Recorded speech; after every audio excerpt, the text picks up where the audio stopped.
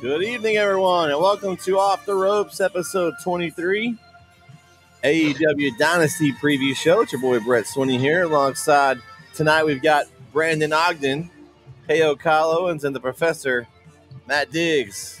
How's it going, guys? I think Diggs got a different song than I did. I don't know. This song is definitely different there. I don't know. Not sure what song he's. I'm pretty sure I know what song he's dancing to. Yeah, I definitely know. But how's everybody's week going? Big pressure, Dave. I am here to deliver the dynasty of AEW, and we don't got the stories that we've got going, but we're about to have some 5-star matches and some bangers galore. So I'm excited. Can't build your company off that, Diggs. You got to have more than just banger stories. I am very down on AEW right now. Me and Bret talked earlier this week. If it wasn't for him, I wouldn't be watching this pay-per-view this weekend. Brandon, Kyle has now joined the club officially. Welcome aboard. Man. Well, and I have Tony. Yeah, I've actually got his. I've got his device. I've got to get it set up. I just got it today, so he will be joining the club this weekend. And I have Tony Khan to thank for that, because if he wasn't putting out terrible television on AEW, then I wouldn't have had to do this. I would have paid the $50 like a normal shill. But no, I'm not doing that anymore. This is why I don't get approved for credentials, I think, because of people like you talking about where we can buy our illegal pay-per-view hacking devices. But listen, man, what can you do? I just want better TV. That's all. Got to do what you got to do, right? I mean, first it was Brandon kind of came over, and then Jeremy followed. Now it's Kyle. Diggs, you're next. But every time Jeremy can't watch the Rangers, he gets upset. He can't find them. It's not that hard to find. You just got to look. I don't know what he's doing. My 6-year-old finds them. So I'm mixed on the reviews because Brandon has had no issues with it really. And Jeremy has nothing but issues with it seems. So I hope I end up on Brandon's side of things. Yeah, look, I haven't had issues either. So, that's 2 out of 3. Yeah, but you're Mr. Tech Guy. You shouldn't have issues. Anything with Jeremy is absolutely user error. So don't worry about Jeremy's experience. Jeremy can't even turn on a light. Why is Jeremy catching not worry about him. His experiences. Why is Jeremy here catching strays? He's not even here. He's still catching shots. I think it's Matt's way of trying to antagonize him back onto the show. Yeah, well, it might work one day. I mean, you can't pick matches. You can't pick football games. I don't know how he coaches half the time. So we just got to give him a little bit of a break. Oh, man. Oh, well, let's maybe he can teach U.S. history. I don't know. I'm looking for the best in Jeremy. Well, we'll see. I mean, looking at the last pick 'em, he didn't do too bad. He was ahead of you, Professor. Well, because we didn't get to actually verify it. I mean, you're mathematician last week. We had Brandon calling you out saying, no, I've got footage here of you picking wrong. So you a little bit of skeptical. You were last. You were dead last. I will say on last time, Matt. So it's okay. The pick'em champ can always win, right? Can't always. But I was one game away from first. I mean, come on. I missed 7 of 11, right? I missed the Mania review. How did I do on my picks at Mania? You tied for first. You and Brandon had 10. Good job, Brandon. Hey, I got some breaking news. Breaking news. All right. It's AEW related. I don't really consider it a spoiler. If it is, I'm sorry, but it's AEW related. But Carlos Cabrera is now all elite and is joining the commentary team as of tonight. So, okay. Is that the Detroit Tigers hitter right there? That's Miguel Cabrera. No, it's his twin cousin as Drupal. I thought we were getting some baseball. I know we got the Rangers against the Tigers right now, so I thought they might be doing a little bit of crossover. This guy used to be on the Spanish podcast on WWE, but I don't know if that's what they're doing AEW tours. He's just going to be on the main one. I don't. That's interesting. Okay. And I don't know who they got rid of who he's replacing. Told you, Brandon. Dirt cheap Brandon comes through again. Dirt I just sheet, popped there up he on my goes. phone. That was from Tony Khan himself. So Ooh, Oh, well, you got can't the get more official than that. yeah. All right, let's I honestly, I'll be honest with you guys. I like several of you, I haven't followed AEW as much just because it's just not the same AEW that when it started. Like it's just kind of been lately. So I haven't followed as much. But I did get down and look at the card a little bit earlier just because I wanted to see. I knew what kind of matches were coming, a few of them. But I think the professor's onto something. We could have some really, really good matches in the ring on this pay-per-view just by some of the quality of opponents here. I'm going to start from the bottom because I think the top one is going to be closer to the main event. So we'll start from the bottom and move our way up here. Kyle is just full of it because Kyle was completely complaining about how bored he was with the undercard with WrestleMania and all of his bathroom matches and this and that. The only thing he seemed to care about were like the top 2-tier matches on each night, and the rest of the card he had nothing to do with. And tonight he's going to be like, "Oh, I don't like AEW," but he's like, "Oh, that's going to be a good match. Oh, that's going to be a good match." I mean, wrestling quality matters at some point. I agree the Bloodline story and The Rock is one of the best stories we've seen historically in the last 15 years. But if everything is placed against that, nothing is going to be worth watching anymore. Wow. Kyle? I will say that I thought night 2 of Mania, every match was a hit. I enjoyed every match on night 2. I did not enjoy every match on night 1. There was a couple of misses on night 1. But overall, I thought it delivered. Now, I have no doubt we are going to see some bangers on this pay-per-view. Tony Khan always delivers on pay-per-views. That's not the issue. The issue is you're giving me nothing story in between these pay-per-views, which then why do I even tune in? Why would I tune in weekly and why wouldn't I just watch the pay-per-views? Because yes, they're going to be bangers. The matches are going to be awesome. But if that's it, then why am I wasting my time every week with weekly television? That's absolutely captivated by that Philadelphia street fight. I'm sure just that the storyline build of AOP versus the Street Profits was just legendary. KO, you are so right on your analysis of every match on night 2 was just every match doesn't have to be. It doesn't have to be. But I'm just saying what really turned me off was last week with them showing the Jack Perry and CM Punk stuff. Because it made CM Punk look completely innocent in this thing.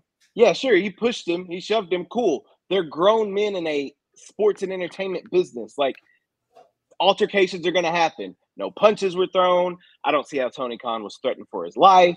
Like, they just got egg on their face, and they keep shooting themselves in the foot every single time. And it's like, you have the money, you have the facilities, you have the talent on the roster, you have everything to be successful.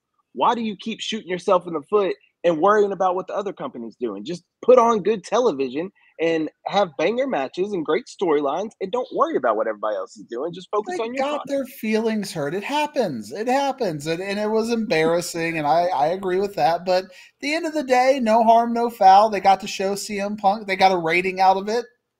Yeah, what can you do? Yeah. Like the one day where they're like, there's going to be that stupid title change over on the other program. Nobody's going to care.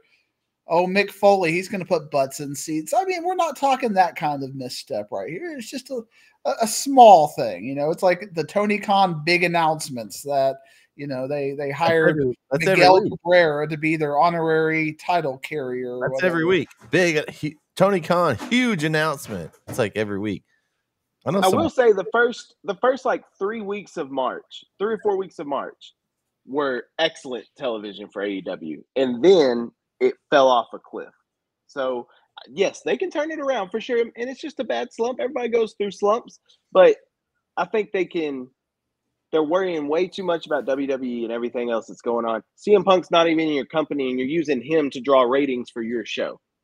That makes no sense. You're also giving ratings to the competitor by doing that. Oh, exactly. Well, I'm going to go watch CM Punk. He's on Raw.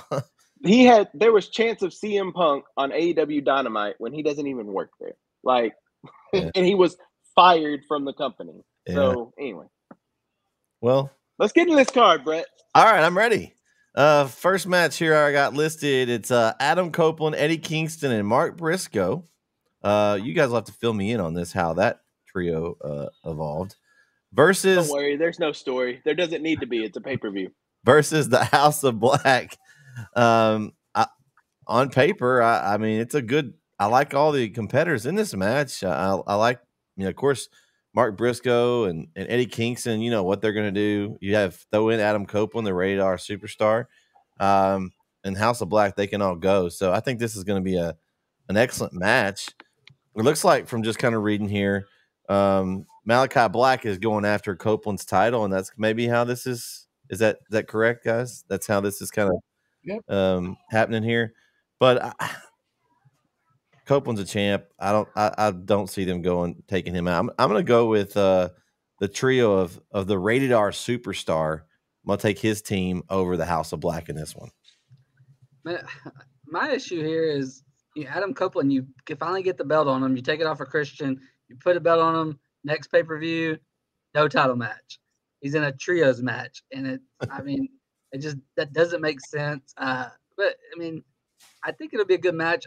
I'm not, I wasn't familiar with I knew who the Briscoes were, but I didn't watch the companies they were in, so I never I haven't seen a lot of Briscoe stuff. So I'm seeing Mark Briscoe. I didn't get to really see him with his brother. I knew he had a brother, and I knew but I'm not familiar with it. So I'm just not a big fan of his.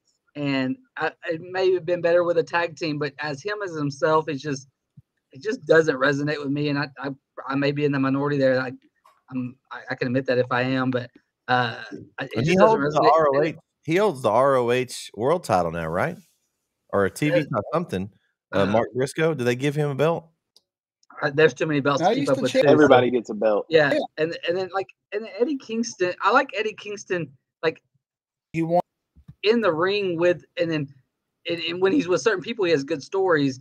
But Eddie Kingston in the ring is good, but his storytelling, if he's not with the right people, he tells good stories with Moxley or Claudio. But Eddie Kingston's another one that it's not that I dislike him. It's just he doesn't resonate with me a lot either. He is currently the ROH world champion.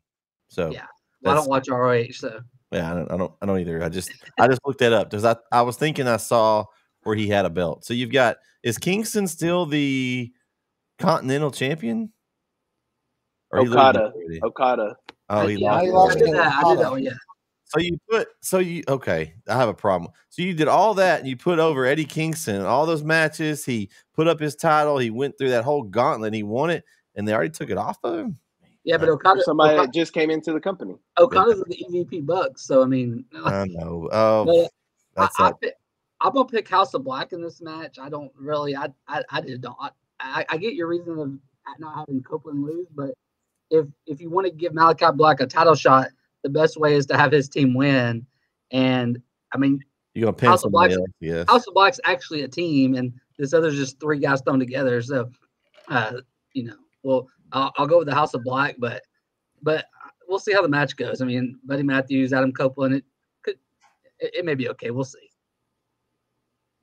Yeah, I agree with Brandon. I think we're setting up Malachi versus Copeland at Double or Nothing, which is weird that we're using pay-per-view matches to set up the bigger pay-per-view matches. I guess WWE kind of does that between the big ones and some of the little ones. And for whatever reason, I'm not dirt sheet Brandon over here, but Eddie Kingston has fallen out of favor. I think he's going to take the pin on this match, maybe from Malachi. I mean, he's been jobbing left and right ever since his. Well, he's the only one without a belt, Matt. So that's logically, if that's the way the match goes, that's probably what would happen, right? I mean, you wouldn't want to pin one of your champions. Well, I think he's I think he's still get the NJWP. I thought that all was like one belt now. Remember they cruiserweight. I don't know. It's weird. But I'm taking House of Black to win this one to set up Malachi against Adam Copeland, which will be another fantastic match. KO. You're right. It will be. I love House of Black. I love their whole gimmick. I love everything about them. Love Malachi. Love Brody. Love Buddy. Big fan of House of Black. I like Adam Copeland, and he is the champion. It's just yes, Diggs. I just don't care about this match. I'm with you, Brandon. Like I knew who the Briscoes were from their tag matches, but I wasn't real familiar with them, and I had sympathy for Mark Briscoe because even though I didn't know him, I mean, losing your brother has to be, the worst. So I had sympathy for him, so I gave him a chance. I just can't get behind him. I have no interest in seeing Mark Briscoe on TV. I just have no interest in Mark Briscoe. Eddie Kingston, I like Eddie, but what does he have to do with this whole situation? Like it's kind of just thrown together a ragtag group of friends going up against House of Black. I would normally say that the champion's not going to lose, but to y'all's point, House of Black is an actual team. It's setting up Malachi versus Adam Copeland for that TNT championship. So I'm taking House of Black in this one. All right. Briscoe gets the KO, pin. we got 3 storylines going on because you had Mark Briscoe picked on by the House of Black for a while. It was 3-on-1, and he started getting friends. You got Eddie Kingston. You've got that inherent, weirdness with Briscoe and Kingston because they just fought for the ROH title. So you got that storyline there. You even got Willow Nightingale coming in and protecting and saving Adam Copeland and taking a mist for them. So you got that storyline going on, and now you got Malachi and Copeland going on. You got stories here. I know you're not interested in the stories, but you've got a build here. How many of those storylines are on Dynamite? Your flagship? All of them. No. I've never seen Briscoe get picked on Dynamite. Yeah, that's all on Rampage or Collision. House of Black's a Collision product, yeah. But what I'm saying is, if Dynamite is your flagship show, right? Even if it doesn't happen on the show, give me a recap of what happened on Collision so I know what's going on in this storyline. I just told y'all off air I haven't watched Collision in months. I haven't either, Kyle, and I think that's what they're trying. If they show you the highlights, then you won't go watch it. Maybe that's why they're doing that. I don't know. Well, but if I see the highlights, then I can get interested in it. I've watched every Collision, and I still don't get this story. So, but there are storylines. So yes, okay, Diggs, I will give AEW credit. They are giving us storylines. I just don't care about the storyline. Is that fair? That's fair. All right.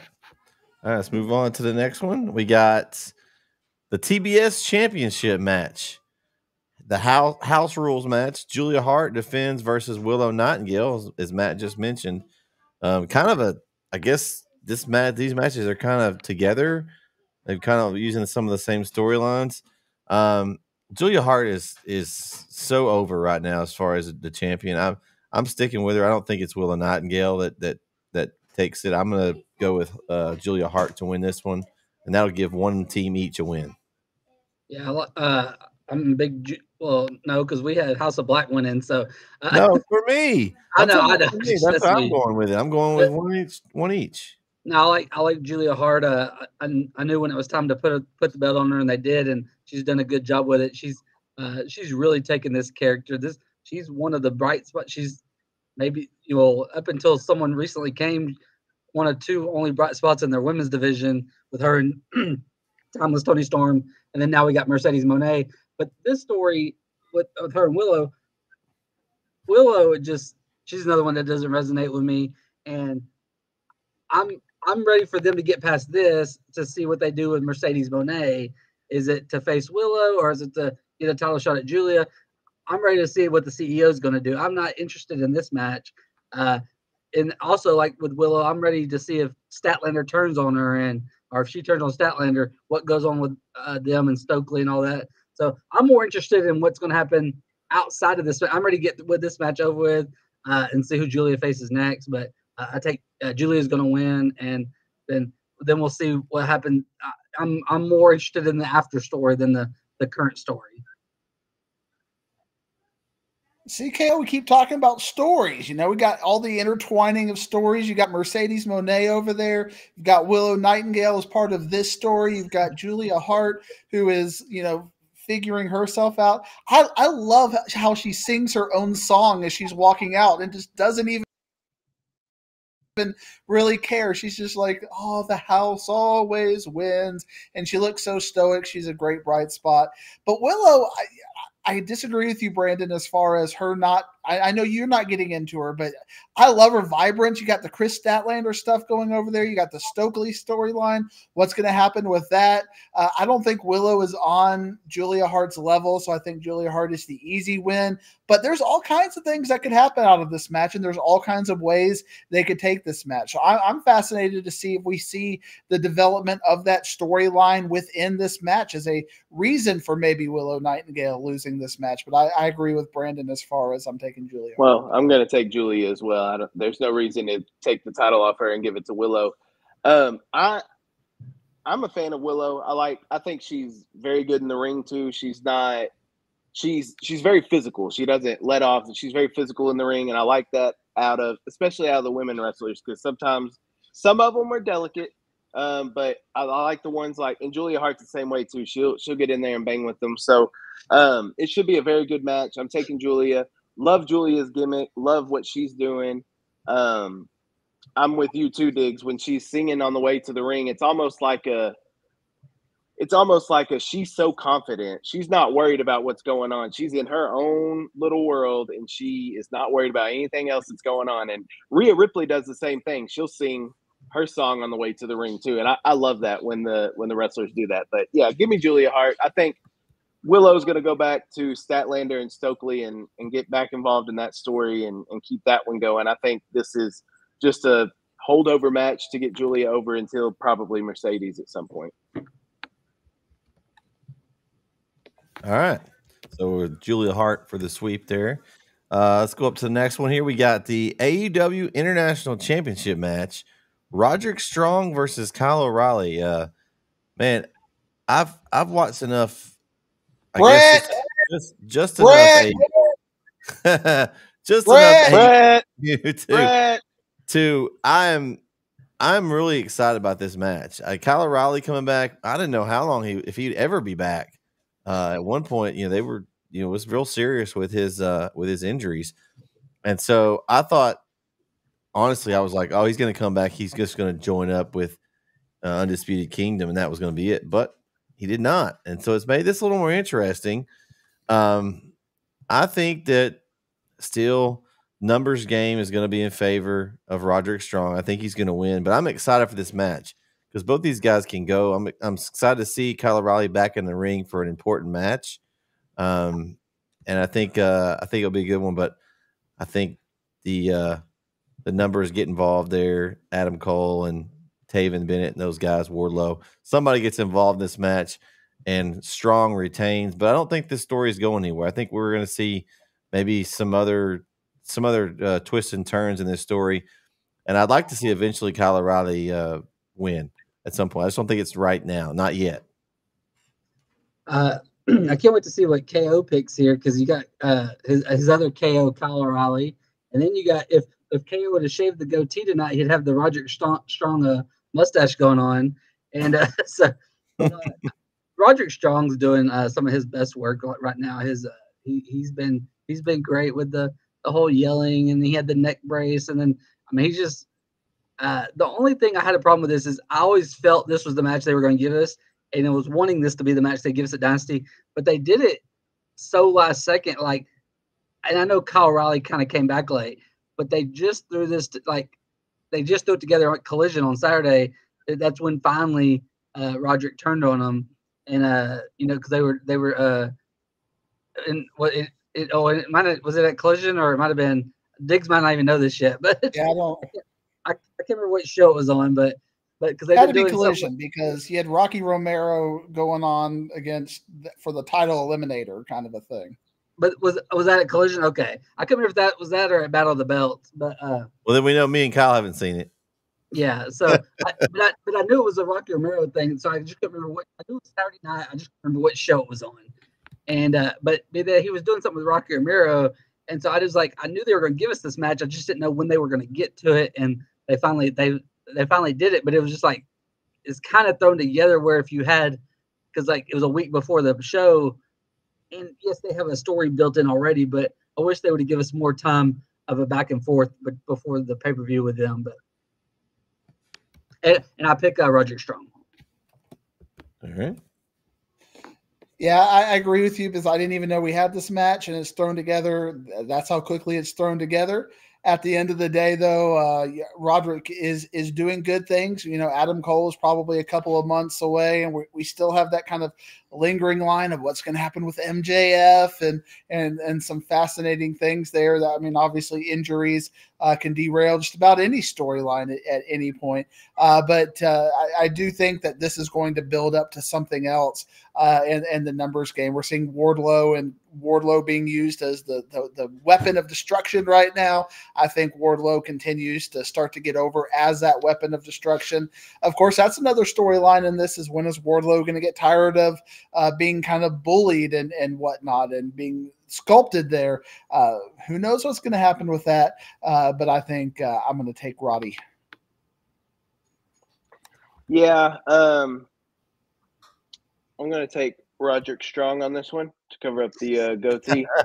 I'll take Roddy on this one.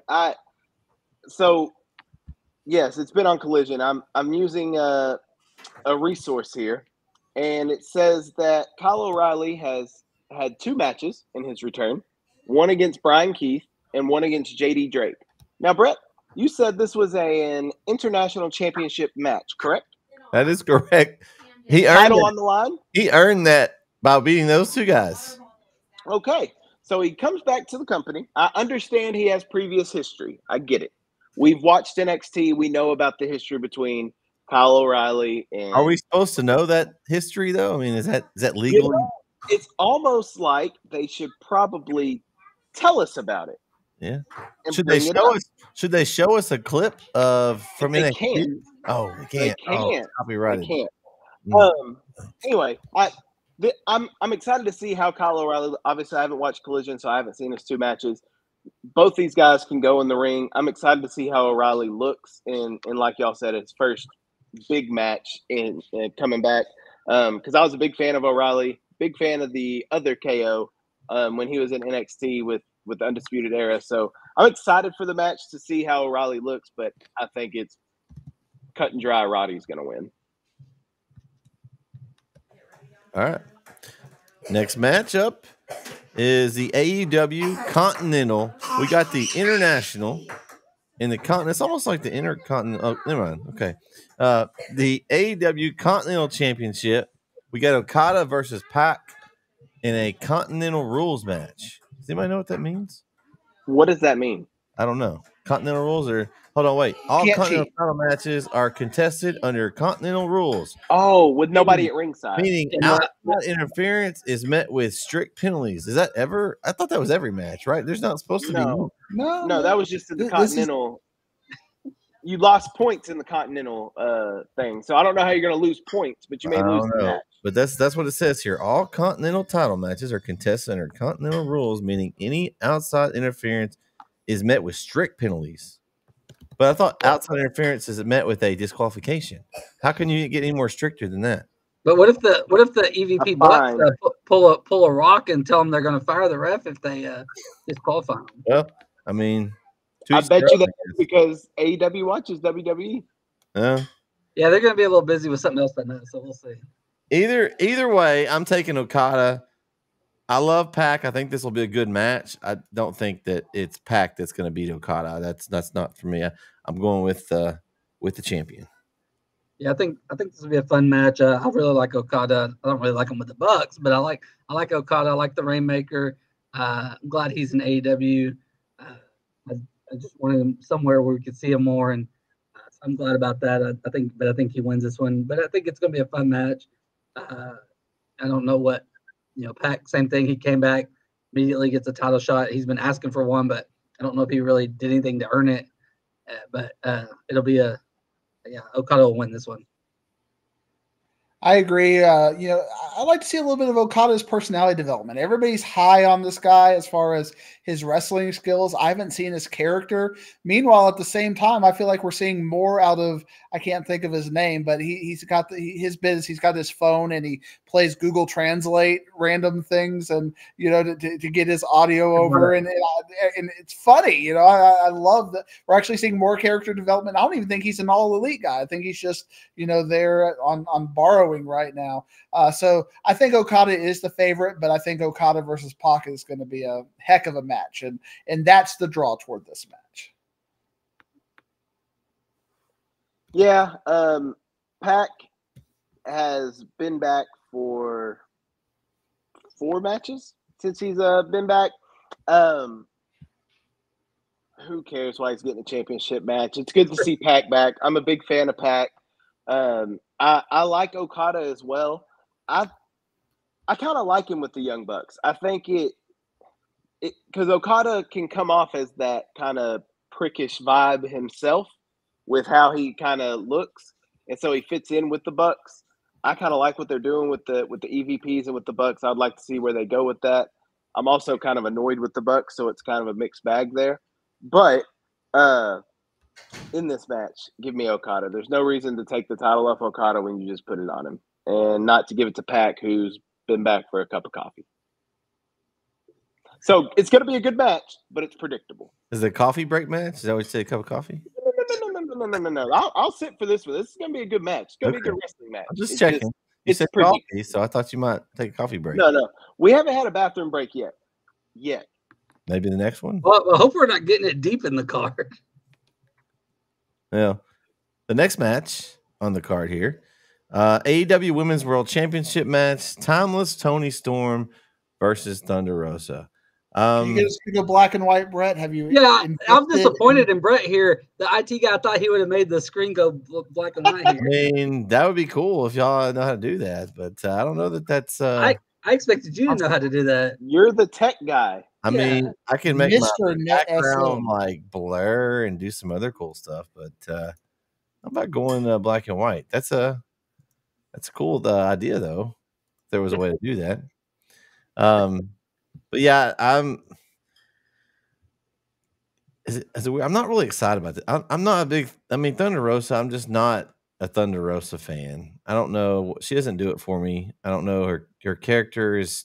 I don't know what her character is supposed to be. I know was stripped of the title back. I guess that's why she's getting this match. I really honestly haven't paid attention enough probably to know why, but I'm thinking that's why she's getting this match because, oh yeah, she had to relinquish it in 2022. So maybe this is just her way of getting her belt back or trying to get it back. I love Toni Storm's character. I think Toni Storm, there's either two ways they go with her. Either she's going to go against the CEO at some point, or I think Mariah May, is it Mariah May? I think she's the one that takes it off of her eventually and goes over and she puts her over. She's coming out in the old Toni Storm thing. I think that's cool. I like that she comes out there. I don't know. That's kind of where I think they're going with it. So I'm going with Toni Storm here over Thunder Rosa. There's no secret. I'm a huge Toni Storm fan.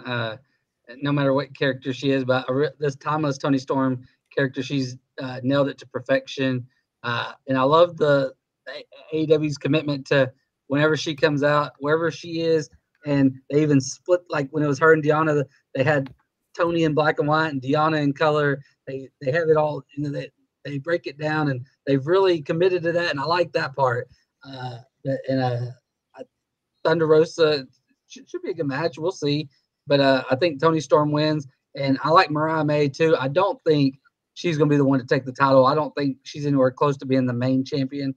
I think she'll maybe in a TNT or TBS title mix sometime soon, maybe. But eventually, the title's coming off Toni Storm. It's going to be Mercedes Moné whenever that time comes, I would think. Maybe someone takes it before then. Maybe Britt Baker comes back or something, but I don't think it's gonna be Mariah May to take the title off of her. I don't think it'll be the story. Yeah, I just don't think she's ready yet. But I like Mariah May, what she's doing, and them together. And Diggs, it's your turn. I picked Toni Storm. Diggs, it's your turn, but watch out for that shoe. Yeah, I can't even say her catch line. I feel like we were trying to appeal to kids here, and I'm really enjoying the Tony Storm angle, and we're talking again. I feel like KO, who's just like, oh, there's no stories, nothing going on. There's like 3 or 4 stories in this Tony Storm thing. You got the Mariah May, which is kind of them doing what they were doing back in the Attitude Era when you had that the stalker with Trish and the other girl who I can't think of offhand, who had a great career out of that angle as far as that goes.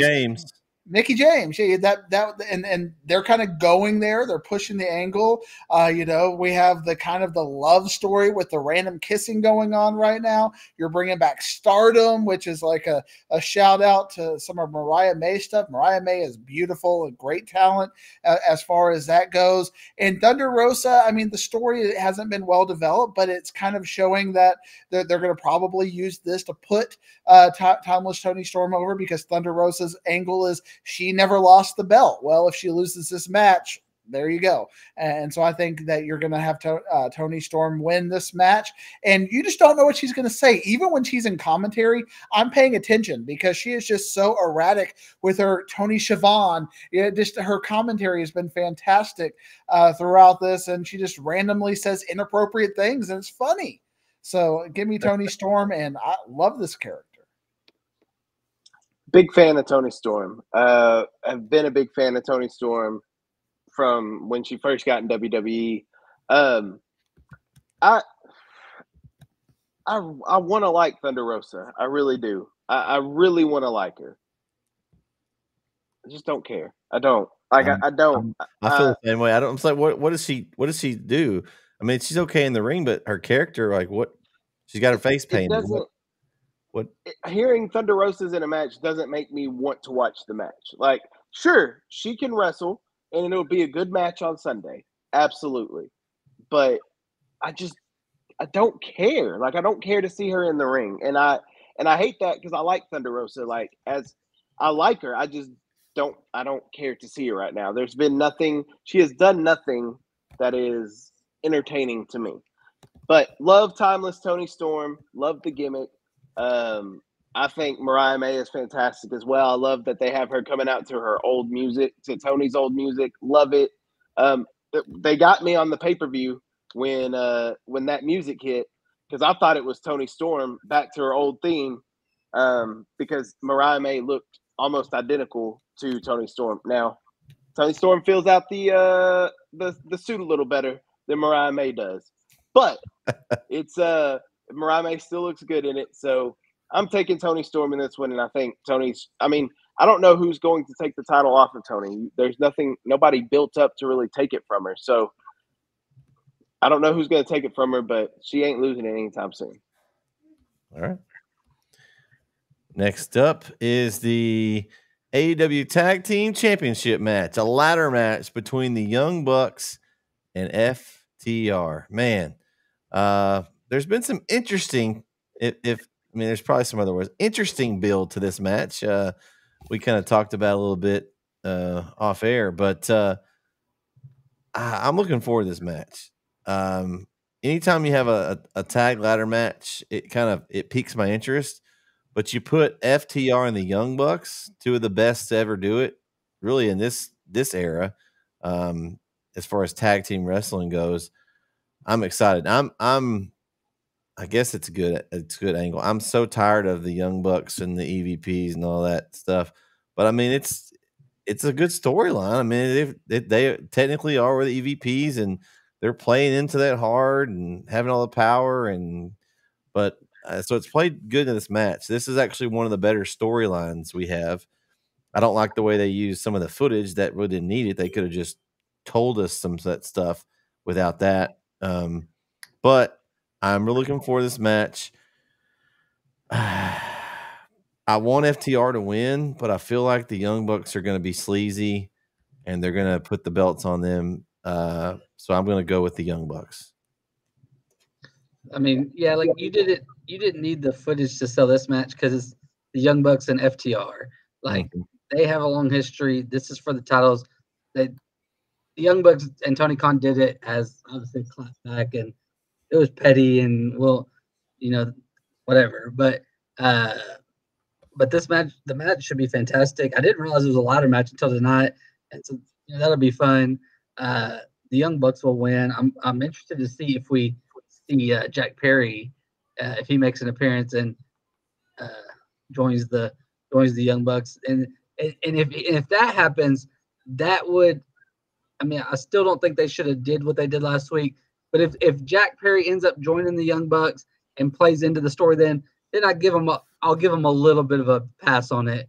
But I would think that'd be the only way, because otherwise, what's the point of if Jack Perry's not involved in this, it doesn't really make sense as other than a petty clapback. But the Young Bucks will win and be the new champions. And the whole way we got to this whole tag thing is it was predictable, and I didn't like it. They should just have the Young Bucks. They didn't want to have Sting lose his last match, but yeah, it is what it is. I didn't like how that whole thing went down, but I hate vacating titles for no reason. So yeah, go ahead.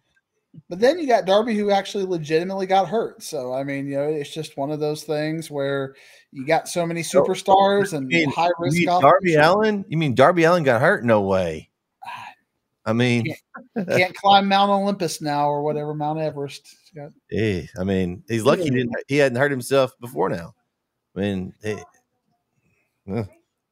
is the shocker, but I agree with y'all. I think the Young Bucks are going to win, but we're going to get a 5-star ladder match out of it. And I think every time we have an FTR and Young Bucks match, there's always some sort of very subtle callback, kind of like we saw in the main event when you had the Shield thing. And, I think in Young Bucks FTR 2, you had, them going up to the top rope and realizing, oh, that's not our style, and having that internal conflict. And now you got to have them take the high risk things, which they can do. They're very good at doing that, but that's not their style. They're the ground and pound. So I think they're going to have some sort of internal conflict, and that's going to end up costing them the match. It's going to be brilliantly told, and we're going to have the Young Bucks, and I believe this will make it 2-2 now in the greatest of all time, and we'll get a round 5 in a year and a half or so before FTR retires. Let me take you back to Full Gear 2020. First time the Young Bucks and FTR matched up, and the Young Bucks won the title over FTR. Then we had the Dynamite episode in 2022, in April of 2022, where they had the ROH World Tag Title and the AAA World Tag Title. Remember that when FTR had those? And they defeated the Young Bucks in that one. Then, All In, just last year, we had this same match in a world title match, and FTR defeated the Young Bucks. My point being, FTR is in AEW to battle the Young Bucks. It is like Batman and Joker. It is like they will always be going at each other. You're generous, Diggs, in saying a year and a half. We just saw this in August, and we're seeing it again already. Like, there are other tag teams. We don't have to have the Bucks and FTR collide every single year. It's not as special when you see it more often. Well, it's a dynasty too, Kyle. Not like your big pay-per-view. This is just it's a new one. I mean, it's not one of their big 4 or 5 pay-per-views. So that's kind of surprising that you burn this in this kind of spot here. And I think a lot of it has to do with obviously the footage that they showed last week and trying to use that as heat for this feud, but that person that was involved in it isn't even in the company. So why is that even? You can't use that as fuel. It wasn't a fight between anybody in this match at all. Nobody in this match was involved in that incident that they showed on TV. Nothing. Which, to y'all's point, maybe Jack Perry shows up. But here's the thing: even if he does, yes, Brandon, to your point, it would make more sense.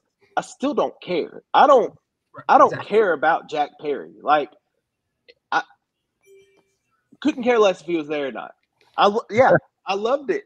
I loved it. But I mean, right now, what's the benefit of bringing him back? Unless you want to then try to prove your point on why you aired that footage. But it doesn't make anybody look good. So he might come back, but I don't see it. But I think the Young Bucks win because they are the EVPs, and they're gonna be abusing their power all over the place. And to do that, they could be champions as well. So give me the Bucks, and it's one last little finger to CM Punk because they beat his boys FTR. Yeah, Kyle, it doesn't make sense, but they're kind of pot committed at this point. Yeah, KO, I pretty mean, much. Some of the things you say just infuriate me. I want to go and get a softball bat and go to Tatum and just go to town on you because why are you going to Tatum? You complain about the weirdest things, like the fact they wrestled 4 times in 4 years is like some sort of they're doing it too much. They've wrestled more than that. Attitude Era where we had like John Cena and Randy Orton like every other pay-per-view, or like The Rock, and like they wrestle all the time. And the fact that we've had it 4 times in 4 years is too much. What are you worried about? I want to see Diggs go to Tatum and look for Kyle. That would be funny. 4 championship matches. They've wrestled more than that. They've wrestled they just wrestled tonight, or not tonight. I'm sorry, on March 9th in a tag match. FTR and the Young Bucks were on the same freaking team. That's not March wrestling each other. But I'm saying they're still in the same matches, though. That's what I'm saying. They've been on the screen together. You not watch WWE and their little LWO version, like, and they's all rotate. Yeah. I mean, that's and I'm sick of that too. I'm sick of that too. Kyle's got an LWO shirt. Don't it fool you? No, I do not have an LWO shirt. I'm sick of that too. Every single Young Bucks versus FTR match has been a 4 or 5 star match, and now we're doing it as a ladder match. Next, how can you not be intrigued by that? You know you're going to get at least a 4-star match out of this at the very least. It's going to be a great match. Do something crazy. It's going to be a fantastic match. A Dig special next. We'll have a barbed wire tables that have fire on them next time. The Bucks have exploding super kicks, Diggs. They are superhuman. Oh man. Next match. It's not for the world title, but this one may be the one I'm looking forward to the most on the card. Will Ospreay versus Bryan Danielson. That's going to be the main event. You think so? Over the championship match? Yeah, everything I've said solid. I was saving the championship match for last. Yeah, but this is going to be the main event. But I am so looking forward to this match. This is the first time they've ever hooked up. Bryan Danielson and Will Ospreay. Man, just if you put Will Ospreay in a match, just sign me up. That's all you got to say. I don't care who he's wrestling. Then you put Bryan Danielson on the other side.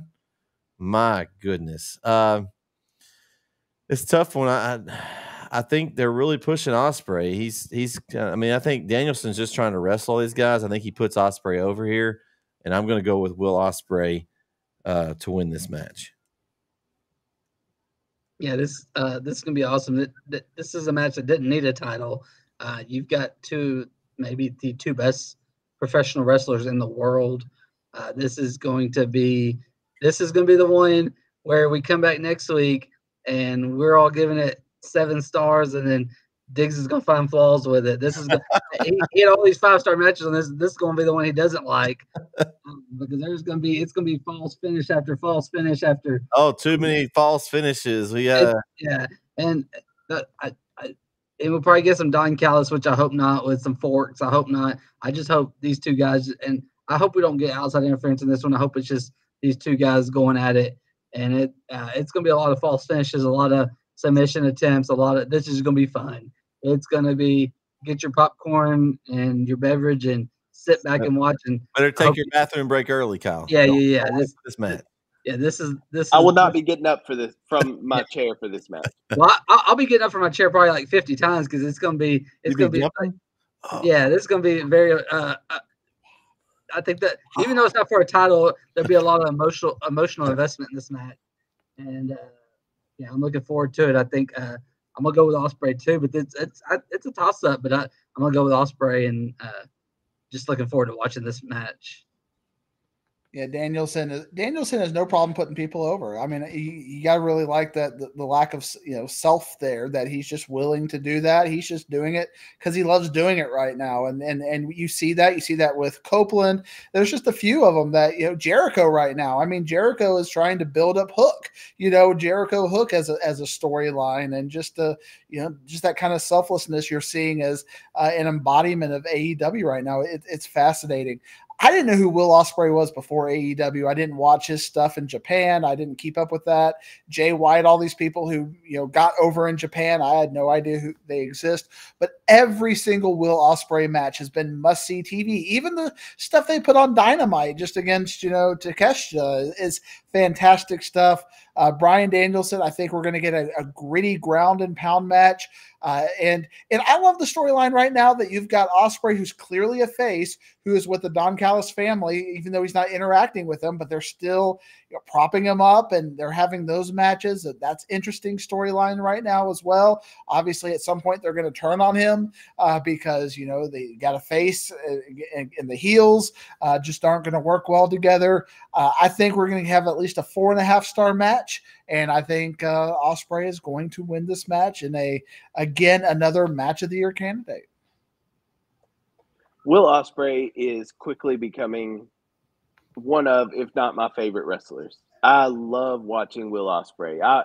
Anytime his music comes on, he's in the ring, he has a microphone, whatever. Bruv, I'm here for it. Like I am here for Will Ospreay. Bryan Danielson's one of yes, bruv. When that hits. Yeah. Yes, bruv. Bryan Danielson is one of the best wrestlers of all time. He can absolutely go in the ring. I don't think there would be any interference, and the only reason I say that is because this is part of Bryan Danielson's farewell tour and his dream matches that he wants. And I don't think there's no interference that's necessary for this. Like, let them go out there for 30 minutes and give us. Let me ask you a question, Kyle. You say that. So what if this is where the Don Callis family tries to come out and Ospreay attacks them, keeps them from interfering in the match, and then this story and that feeds into the next story, maybe? Because I don't know if Callis not come out. It's like his guy. It's like they have to be out there. So I don't know. And I don't know if he'll actually stop anything, but they may interfere, and then after the match, we could see Ospreay turn on them. But I don't know if he'll stop it. I think I definitely see him having some kind of something. Especially since y'all just talked about the face heel thing. Maybe this is where they kind of spin into that feud here.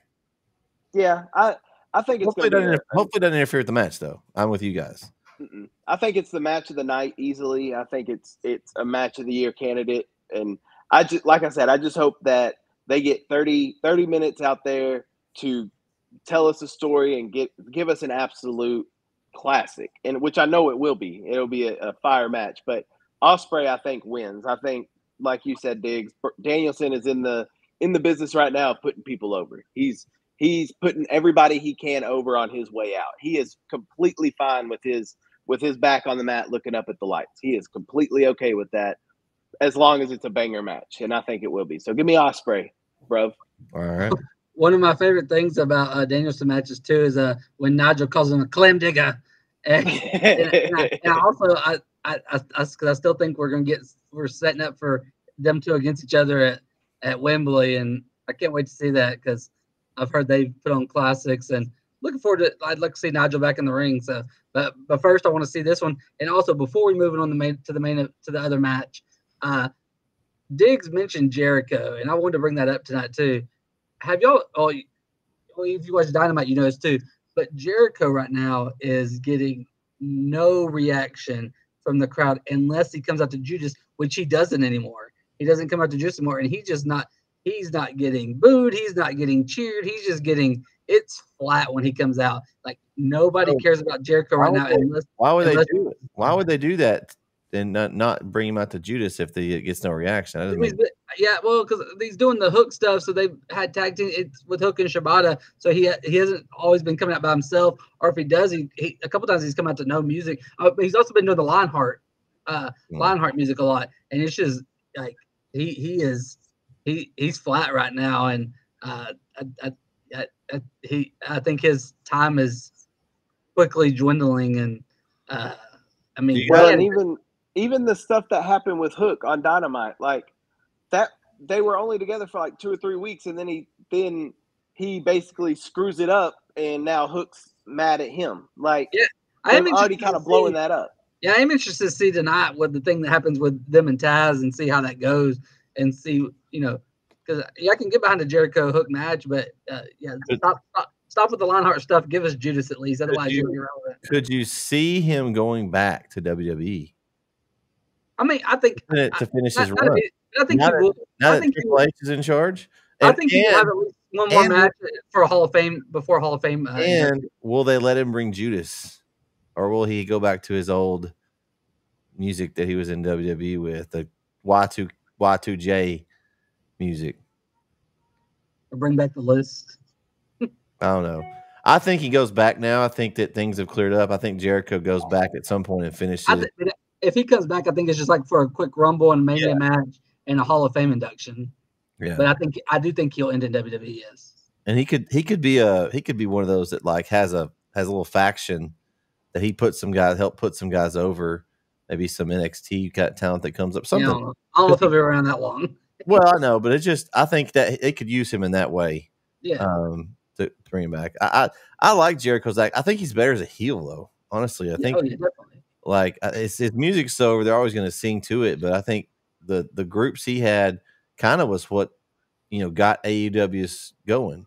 So I don't know. It'd be interesting to see. But it's a good point.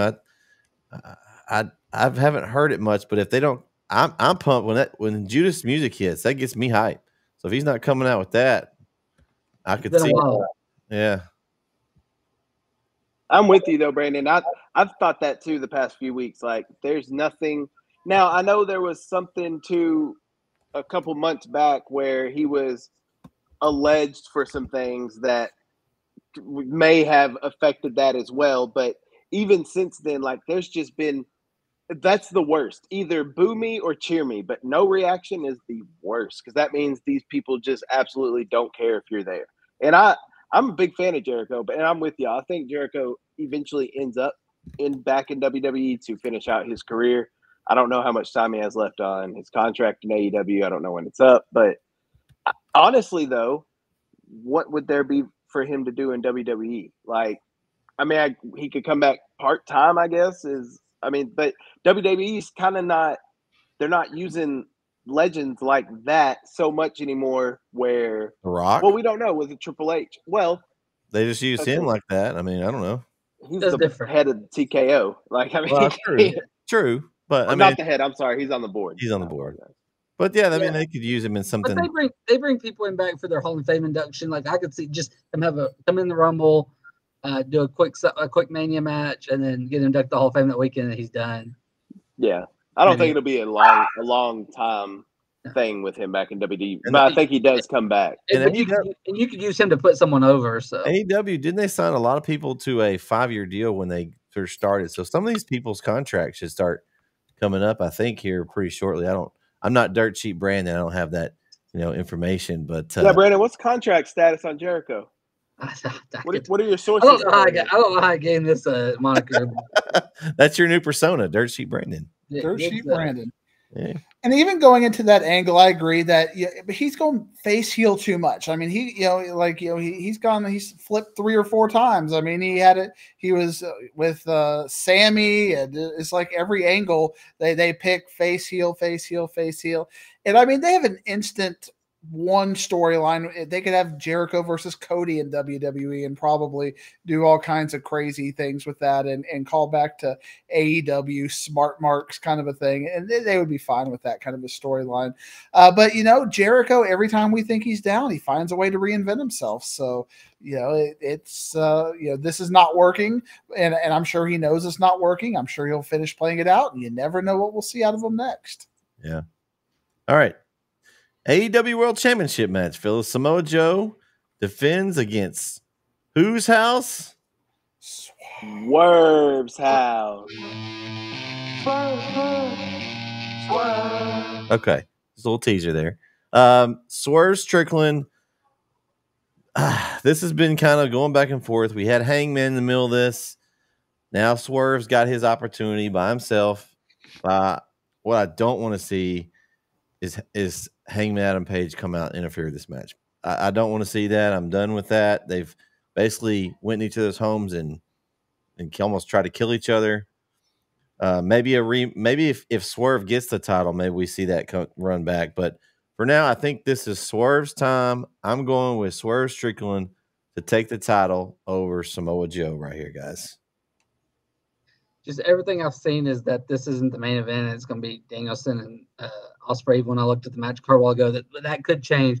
But if this is not the main event, I don't think Swerve wins. I'd like to see Swerve win. And so before I'm going to make a pick, I reserve the right to change that pick on Sunday. Because if this is the main event, Swerve wins. If it's not, he doesn't. This total pick is based on match placement. So I'm assuming it's not the main event. I'm picking Samoa Joe. If I see it's the main event on Sunday, I will text you. And my pick, if it's the main event, my pick is Swerve. But I will text you if I see it's the main event, and I will be picking Swerve. But I'm assuming it's not the main event, and that's where I assume Samoa Joe wins. And I don't know. And Swerve doesn't get his title yet. He does something else, and eventually, hopefully, one day we'll come back and get his title. But I don't know what they'll do with Joe next. I just don't see a big like.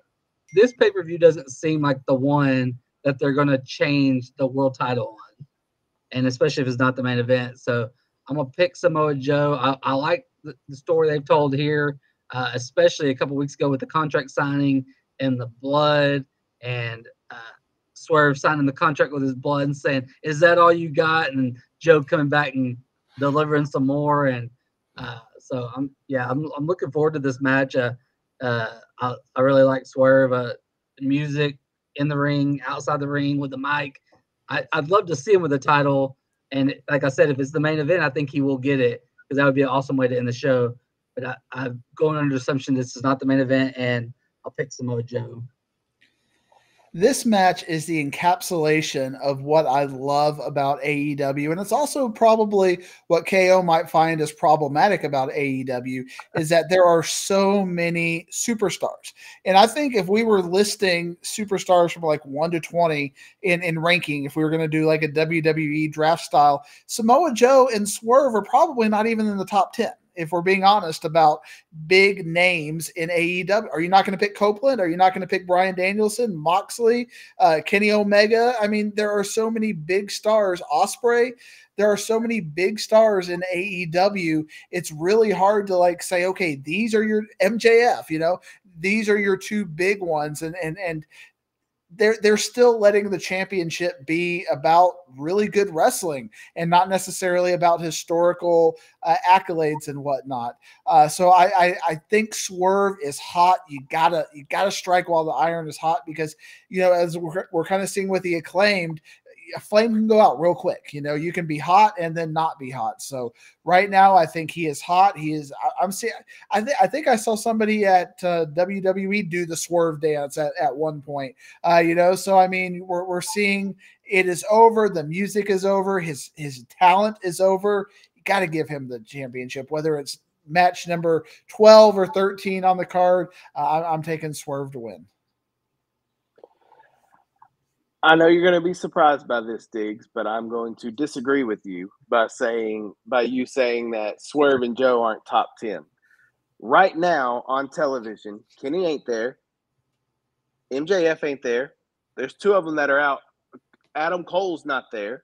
Like Copeland, sure, he's a big name, but for me personally, I'm a huge fan of Swerve.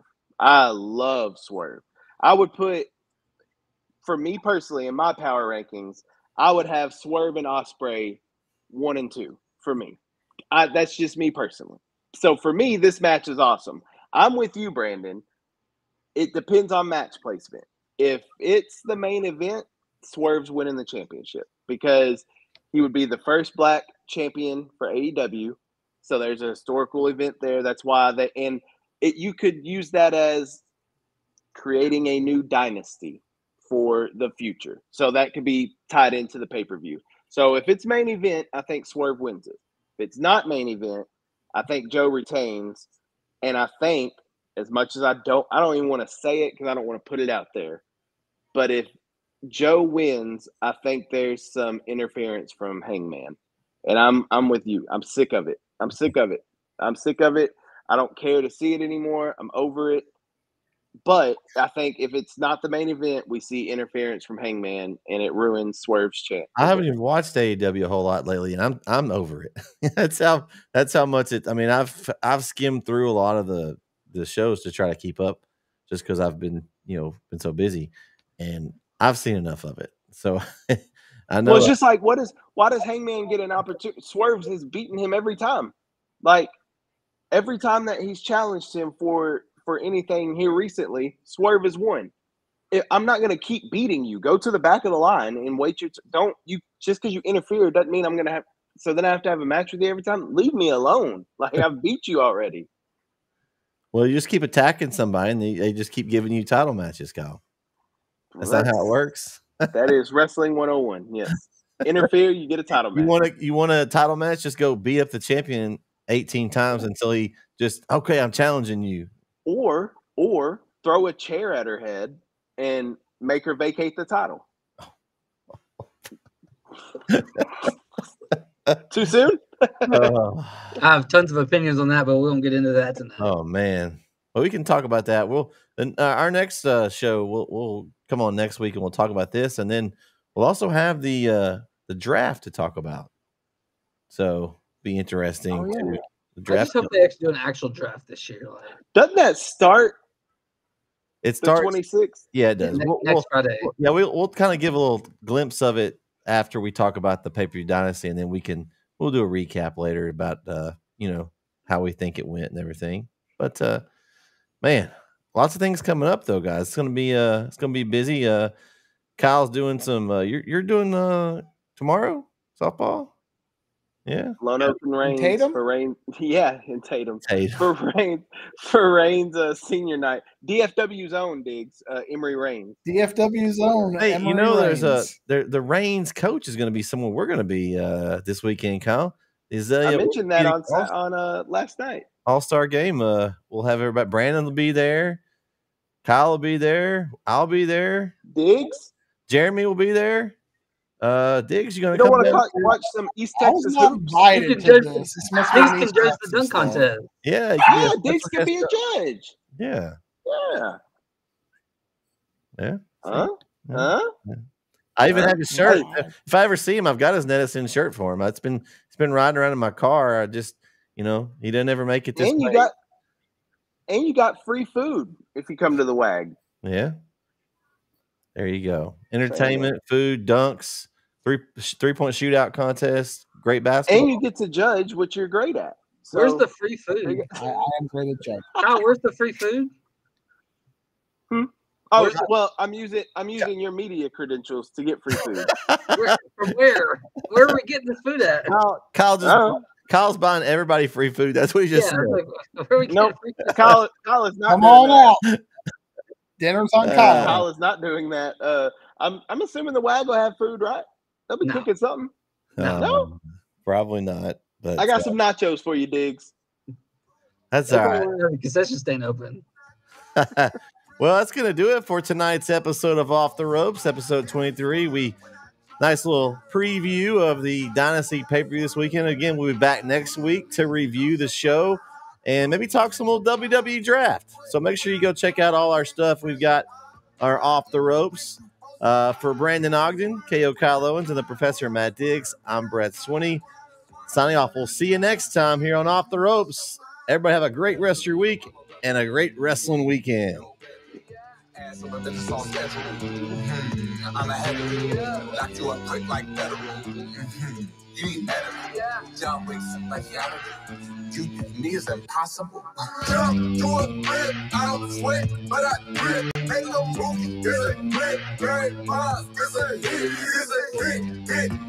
dog, rich, chin, music, it's a hit, turn table, you get hit. bro, catch a vibe, catch a foot when I drive. Big pressure, I'm fine. In the ring, you won't survive. Yeah, I swerve when I drive. Yeah, I swerve when I drive. Yeah, I swerve when I drive. You see me, you lost your mind. Hot, bro, catch a vibe, catch a foot when I drive. Big pressure, I'm fine. In the ring, you won't survive. Yeah, I swerve when I drive. Yeah, I swerve when I drive. Yeah, I swerve when I drive. You see me, you lost your mind. Top, top, top, top, top, top, top, top.